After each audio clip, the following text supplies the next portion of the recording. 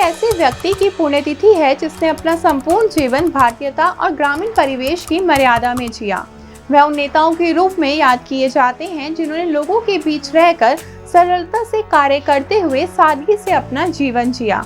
एक समर्पित लोक कार्यकर्ता और सामाजिक न्याय में दृढ़ विश्वास रखने वाले को ऐसे ही किसानों का मसीहा नहीं कहा जाता है। इसके पीछे उनके जीवन भर का संघर्ष रहा है। ये व्यक्ति कोई और नहीं, देश के 5वें प्रधानमंत्री चौधरी चरण सिंह थे। आज उनकी 26वीं पुण्यतिथि है। नमस्कार, आज की तारीख है 29 मई। किसानों के मसीहा माने जाने वाले चरण सिंह का जन्म 23 दिसंबर 1902 को मेरठ जिले के नूरपुर किसान परिवार में हुआ था। उन्होंने 1923 में विज्ञान से स्नातक की और 1925 में आगरा विश्वविद्यालय से पोस्ट ग्रेजुएशन की उपाधि प्राप्त की। कानून में परिशिक्षित चरण सिंह ने गाजियाबाद से अपना पेशे की शुरुआत की, जिसके बाद चरण सिंह साल 1929 में मेरठ आ गए और बाद में कांग्रेस में शामिल हो गए। चौधरी चरण सिंह ने साल 1937 में राजनीति में कदम रखा। इस दौरान वह चपरोली से उत्तर प्रदेश विधानसभा के लिए चुने गए और फिर साल 1946, 1952, 1962 और 1967 में विधानसभा में अपने निर्वाचन क्षेत्र का प्रतिनिधित्व किया।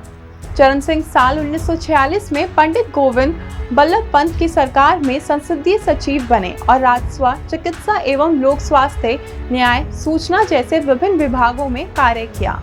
जून 1951 में उन्हें राज्य के कैबिनेट मंत्री के रूप में नियुक्त किया गया और न्याय तथा सूचना विभागों का प्रभार दिया गया। बाद में 1952 में वह डॉक्टर संपूर्ण नंद के मंत्रिमंडल में राजस्व एवं कृषि मंत्री बने।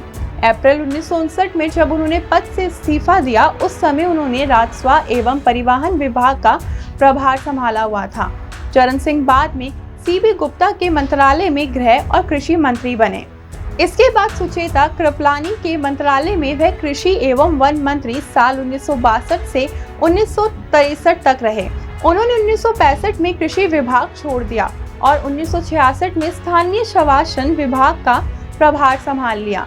कांग्रेस विभाजन के बाद फरवरी 1970 में दूसरी बार वह कांग्रेस पार्टी के समर्थन से उत्तर प्रदेश के मुख्यमंत्री बने। हालांकि प्रदेश में 2 अक्टूबर 1970 को राष्ट्रपति शासन लागू कर दिया गया था। चरण सिंह के बारे में कहा जाता है कि वे प्रशासन में अक्षमता, भाई भतीजावाद एवं भ्रष्टाचार को बिल्कुल बर्दाश्त नहीं करते थे। उत्तर प्रदेश में भूमि सुधार का श्रेय देश के 5वें प्रधानमंत्री चौधरी चरण सिंह को ही दिया जाता है। उनके द्वारा की गई पहल का ही परिणाम था कि यूपी के मंत्रियों के वेतन और उन्हें मिलने वाले अन्य लाभों को काफी कम कर दिया गया था। मुख्यमंत्री के रूप में जोत अधिनियम 1960 को लाने में भी उनकी महत्वपूर्ण भूमिका थी। यह अधिनियम जमीन रखने की अधिकतम सीमा को कम करने के उद्देश्य से लाया गया था, ताकि राज्य भर में इसे एक समान बनाया जा सके। साल 1979 में प्रधानमंत्री चुनाव में चरण सिंह को सफलता मिली और 28 जुलाई 1979 को उन्होंने प्रधानमंत्री का पद संभाला। लेकिन एक महीने के भीतर ही इससे पहले चरण सिंह संसद में अपना बहुमत सिद्ध कर पाते, इंदिरा गांधी ने चरण सिंह सरकार से समर्थन वापस ले लिया और चरण सिंह को अपने पद से इस्तीफा देना पड़ा। इसके बाद लोकसभा भंग कर दी गई। साल 1980 में फिर से आम चुनाव हुए, जिसमें इंदिरा गांधी की बड़ी जीत हुई और चरण सिंह लोक दल के नेता बने रहे। आज ही के दिन यानी 29 मई 1987 को उनका निधन हो गया। तमाम घटनाओं के बाद भी चौधरी चरण किसानों के नेता ही कहलाते रहे। जब भी उनके राजनीतिक जीवन का जिक्र होता है तो आपातकाल के बाद के समय का होता है, लेकिन वह बहुत पहले ही किसानों की आवाज बन चुके थे। देश की आजादी के पहले ही वह जमींदारों के किसान मजदूरों के लिए आवाज उठाते रहे। वह किसानों की तकलीफें सुनकर बहुत भावुक हो जाते थे और कानून का उपयोग वह किसानों की भलाई के लिए ही किया करते थे। दोस्तों, आइए अब आखिर में जानते हैं देश और दुनिया की आज की तारीख यानी 29 मई के अन्य महत्वपूर्ण घटनाओं के बारे में। आज ही के दिन साल 1933 में लोकराम नयन राम शर्मा का निधन हुआ। वह एक स्वतंत्र सेनानी, पत्रकार और संगठनकर्ता थे।